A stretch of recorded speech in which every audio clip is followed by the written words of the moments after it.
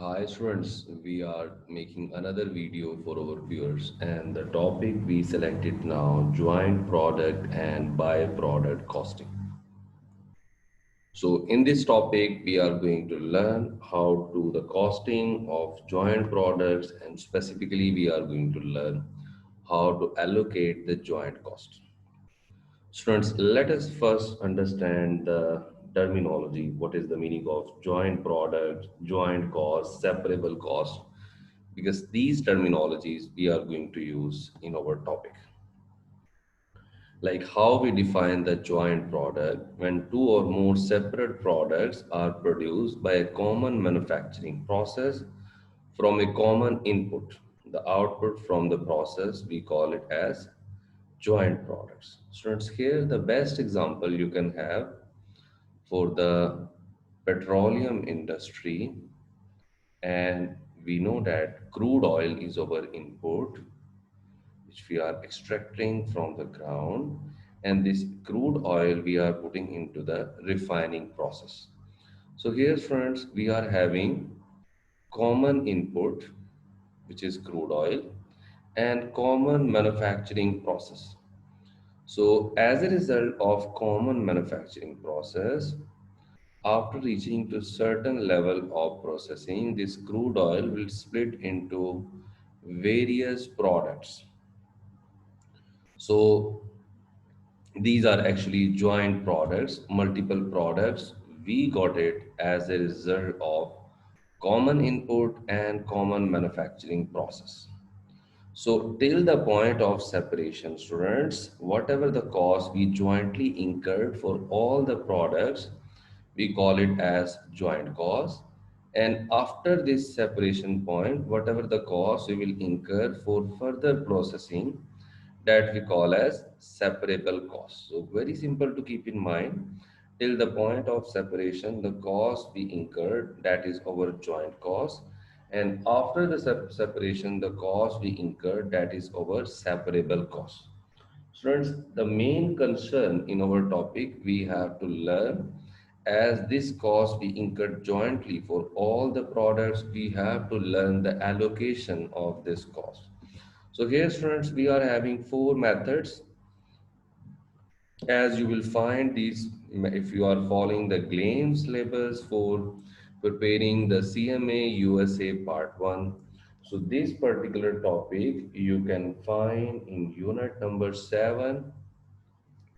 You will find this topic in unit number 7 and page number I am having for the book 265. Like when you are consulting the book for the same topic, students, this is the unit which you can follow. So now students, we have to learn how to allocate the joint cost for the various products which produce as a result of joint input. So the first method we are having physical unit method, as it's clear from the name itself. In this method, cost will be allocated as per the physical volume of the product. Those products producing in higher volume will get the higher share of cost, and those products producing in lower volume will get the low share of cost. So it's considered simplest method because you will find out that calculations very simple in this method, but we are having some complexities as well when we use this method. So which I'll explain you at the end of calculation. Students, the first method we are discussing, we call it as physical unit method. So in physical unit method, we will allocate the cost as per the physical production. Those products produced in higher quantity will get the higher share of cost. Those products produced in low quantity will get low share of cost. So in order to understand this method, let us go through one example. Saying a refinery processes 1,000 barrels of crude oil and incurs $100,000 of processing cost. So this is the common input and this is the joint cost. The process results in the following outputs, like this 1,000 got split into these quantities of various products. So as per the physical unit method, students, we have to allocate the joint cost up to the split off. So very simple to allocate the cost. Students, we need to calculate the weightage for each product. How we will calculate the weightage? How much is the quantity for this product? Say for asphalt, we are having quantity 300 dividing by total quantity of the product. So students, this particular thing will give you the weightage. Weightage means how much it is having the proportion to the total multiply by joint cost. So here joint cost is 100,000. So like that, once you will perform this calculation, you will get the share of cost for the first product. Students, those people who are like sometimes some students feel more comfortable if they have some sort of formula thing. So you can also make your own formula. Like you can say that uh, quantity of individual product, like individual product, the word I'm using, say the product for which you are calculating the share of cost, dividing by total quantity multiply by like it will multiply with the whole factor multiply with joint cost. So this calculation, students, you are performing just to calculate the share of like how much share it should have. So once you are having this weightage you just need to multiply with the joint cost and you will get the share of cost for the asphalt. Same calculation, students, we need to perform for all other products. Like here, if I want to make this calculation for gasoline, how I'll make, how many barrels of gasoline I produce, 100, dividing by total quantity, multiply by joint cost, which is 100,000. So this particular calculation gave us the share multiplied with joint cost. So like that, we got the share of cost for the gasoline. Students, you notice that the calculation looks very simple. So on the basis of simplicity, we call it as a very simple method, which we say physical unit method, in which product will get the share as per the physical volume. Those products got produced in more quantity, they are getting the higher share of cost. But as I told you, the drawback of this method, as it's based on physical unit method and sometimes low value items producing in large quantity. So if we use this method, those items will get high share of cost, which will bring the problem for us in pricing. So in certain cases, it brings the complexity for us because if we use this method, low value items which are producing in large quantity will get the higher share of cost, which ultimately bring the problem in pricing. So as per the situation, we should use the method. Students, we have three more methods which we have to discuss one by one. And for the practice questions, you will take a look another video. So in this video, you are just developing your understanding how to allocate the joint cost for the various joint products. Students, the another method we are having, which we call market-based approach. So in market-based approaches, the first method we are having where we will allocate the cost as per the sales value. So you can also refer the book, the method we call sales value at split off method. I mean, what's the sales value at split off method we are having? So as per that sales value, we are going to allocate the cost. Students, things did not change too much. Very simple, I'll give you the idea. Before, you notice that we calculated the weightage on the basis of quantity. Now I'll calculate the weightage on the basis of sales price. Like I can see the sales price of the first product 60 multiplied by 300. So this is the total sales value of asphalt. Like that, by multiplying the quantity and sales value of each product, we got the sales value for various products and we got the total sales value. All right. So now when you have to calculate the weightage, earlier you calculated the weightage on the basis of, earlier you calculated the weightage on the basis of physical unit method as per the physical quantity. Now you have to calculate on the basis of sales value. So how you will calculate, students? This value of the product dividing by total value multiply by 100,000. So this particular factor gave us the weightage, how much it will have the share of cost. This weightage we are calculating on the basis of sales, sales value. Like here, students, you can write the formula if you want to write, like sales value of individual product dividing by total sales value multiply by joint cost. By using this formula, you can calculate the share of cost for any particular product. Like I want to do it now for kerosene.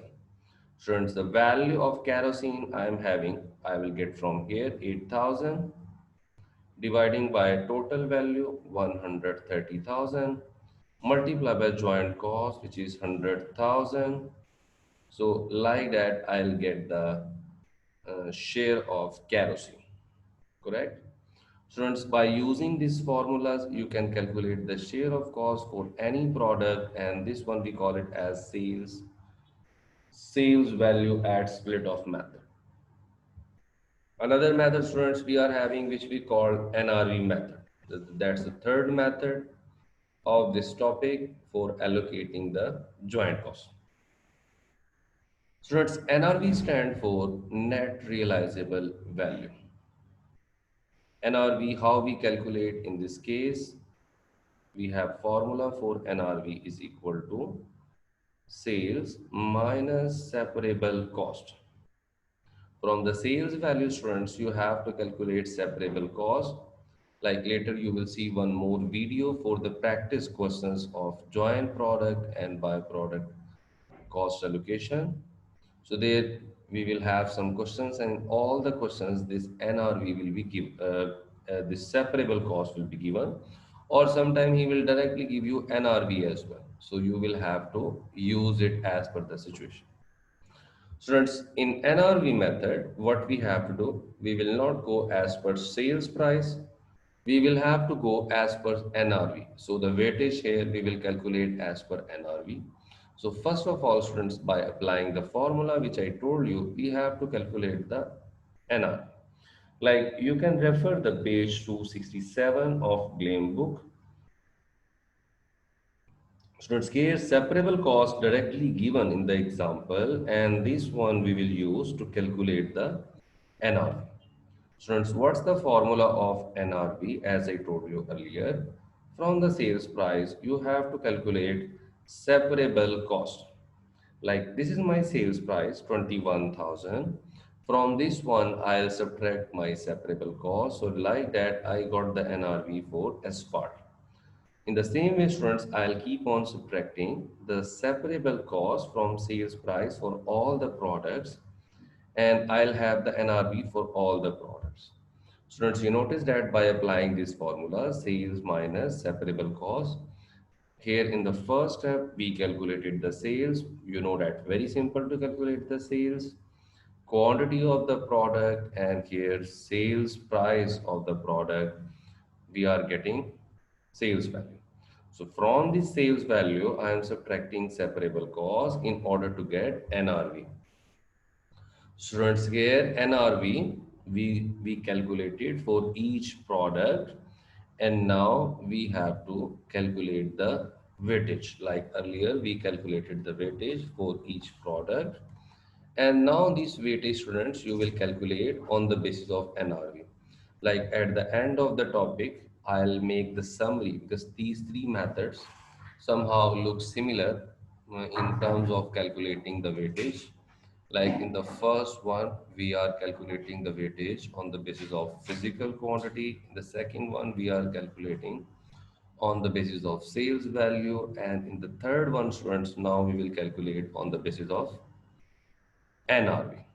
So here, students, same formula, NRV of individual product dividing by total NRV. Like if If you watch the video from the beginning, you will find out that in the first method here I use quantity.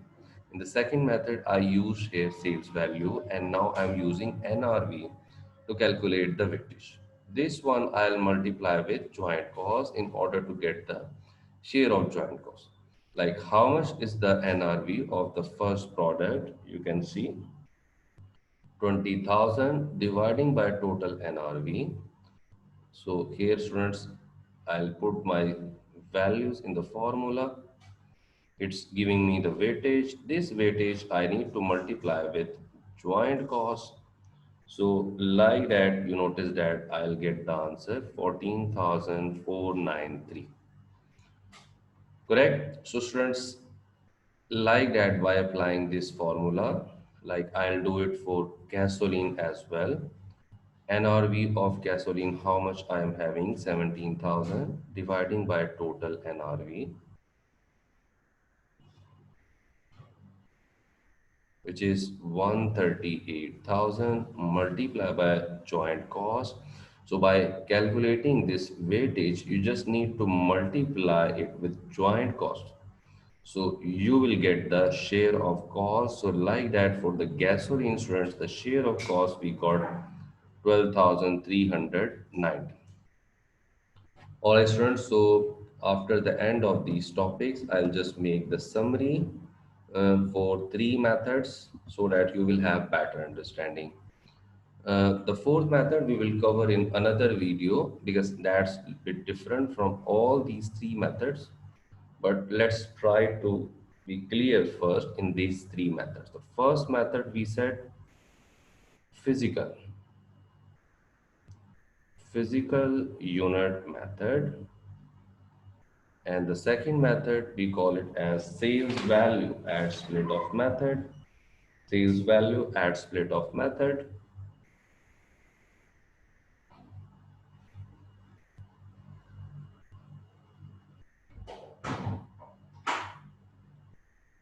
And the third one, students, we just discussed now, we call it as NRV method. The common thing was, which we noticed here, the common thing which we noticed here, formulas was more or less same. Like here, when we calculated the formula for physical unit method, I said that quantity of individual product mean the product for which we are calculating the share of cost dividing by total quantity. This one we multiplied the overall factor with joint cost.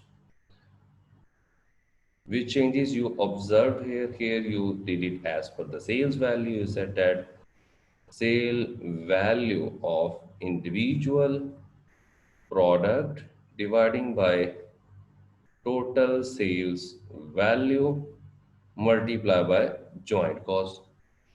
You notice that the main theme of the formula is same. Either I'm using physical unit method or sales value.